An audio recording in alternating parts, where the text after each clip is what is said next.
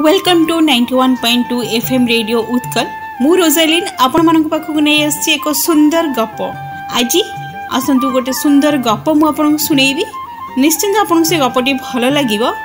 गपटी हैला चोर गले बदली। आज्ञा चोर माने किपरि बदलिले आसंतु तापरे ए सुंदर गप सुनिबा। से माने थिले तीनी बंधु, कला काठ, निदा काठ और पोला काठ। दिन सारा गाँ मुंड छक पाख बरगछ मूले बसी तास पाली पकांती। राति हेले बेपार रे लगी जाती। बेपार बोइले कौन आज्ञा बेपार बोइले मूर्ति चोरी। विभिन्न मंदिर रे पसी धातु मूर्ति देहरे थिबा अलंकार और मंदिर बासन कुसन आदि चोरी करी नहीं बिक्री करती। जहा दी पैसा मिले सेथिरे से माने चलती। दिने कला काठ ता भौणी घर को बुलिबाकू जाइथिला। सेठी सुनिला जे तांको गाँ मुंडरे थिबा मंगला मंदिरटी बहुत पुराना। से मंदिर रे अनेक सुना रूपार अलंकार अछि। ए कथा सुनी पाटिरु तार लाळ गडिला। कामर बाहाना करी भौणी घरु चली आसिला। ठीक राति अध बेले को तार साथी मानुक नै मंदिर पाखरे आज्ञा पहुँचिला। एरे कौन हेइछि ना सेही मंदिर रो पूजक नाली बिल्ली पंडा से दिन पाख गाँ को 21 पाला करने को जाइथिला। पूजा सरू सरू राति 12टा बाजिगला।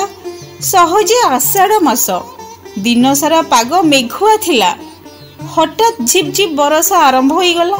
बिचारा तीनटी बुढ़ी मंदिर जाए तो पळे आसिला। पाखरे तार मंदिर चाबी थिला। तेणु रातिटी सेई मंदिर भितरे कटेइबो बोली से स्थिर कला। नाली बिल्ली को छाई निद लगी आसला बेलू कला काठ, निदा काठ और पोला काठ मंदिर निकटरे पहुंची ताला खोलिबाकू चेष्टा कले।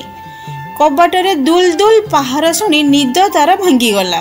धड़पड़ हेई उठी बसी शब्द प्रति कान डेरिला। से ताला उपरे बारंबार पहाड़। ये कौन से किछि बुझी पारु न थाए, किंतु धीरे धीरे से बुझिबाकू लागिला। निश्चिंत कि तालाटा को खोलिबाकू चेष्टा करूछि, किंतु से कौन करिवो। डाके दूर रे गाँ, पुणी राति निशब्द। एते वर्षा लगी रही। शेषरे से निरुपाय होई मंदिर भितरे थिबा माँ मंगला प्रतिमूर्ति पछपटे बसी लुचि पड़िला। आउ सेतिकी बेले चोर दलटा दरजा खोली मंदिर भितर को पशि आसिले। मंदिर भितरटा थिला पूरा पूरी अंधार। मुह को मुह देखा जाउ न थाए। जोगो को सेमानक हातरे मध्य आलोक नथिला। कला काठ निर्देश रे निदा काठ अंडाली अंडाली गहना खोजिबाकू आगे आसिला बेलू नाली बिल्ली को भारी छिंक लागिला। तीनी चोर चमकी पड़िले। निदा काठ छाती रे छिप लंडाए पकाई पछकू 2 पाहुंड हटिगला। एमिति छिंकिला कि? कला काठ पचारिला पोला काठ को। पोला काठ पचारिला। शेषरे निदा काठ कहिला, पत्थरर ठाकुराणी जे मनीष परी छिंकते मु जानिनी। ये निश्चय जीवंत ठाकुराणी। तांको देहरु अलंकार नबा पूर्व पूजार्चना करी संतुष्ट न कले देवी आम उपरे कोप करिवे। किंतु एबे राति रे पूजा सामग्री केउठी मिलिबो? चलो आगे तांकर शरण पशिबा। करिबाकू जाउथबा अपराध पई क्षमा प्रार्थना करिबा। तापरे मंदिर भितरे जहा बासन कुसन थिबो कि अलंकार थिबो नेई चली जिबा।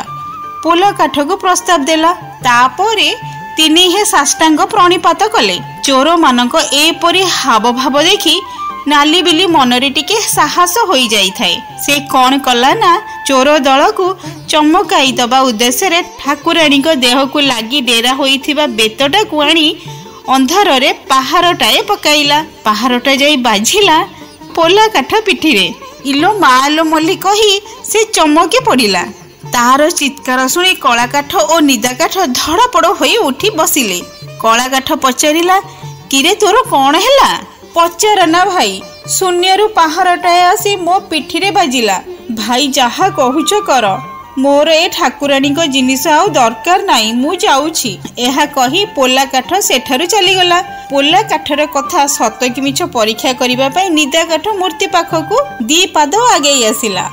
आउ ठीक सेतिकी बेले नाली बिल्ली अंधा धुनिया पहाड़टिए पकाइला।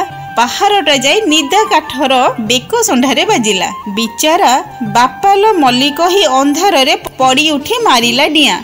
किंतु कला काठ गला नहीं। से साथी चोरंक कथारे सत कि मिछ परीक्षा करबा लगी मनरे साहस बांधी ठाकुराणी पाखक गला। तापरे नई पड़ी गहना खोलिबा को आरंभ कला। बेलकु नाली बिली बेतटा को खूब जोरे बुलाई आनिला। बेतर अगटा कला काठर कान मुंडारे जाई बाजिला। मालो मल्ली कही से सेठी चेता हराई पड़ीगला। एई सुजोग रे नाली बिली मंदिर रु बाहरी मारिला निया। कला काठर चेता फेरिला बेलकु राति पाही सकाळ होई जाइथिला। गाँर किछि महिला पूजा डाला धरी मंदिर बाहरे पूजक को अपेक्षा करी ठिया होई थांती। सेमानको देखि कला काठ को भारी लाज मारिला। मुह तळकु करी सेठारु से चली आसिला। आउ आसिला बेले कहूथिला, मालो एई थरक मते क्षमा करी दे, जीवन रे केबे आउ चोरी करिबी नाही।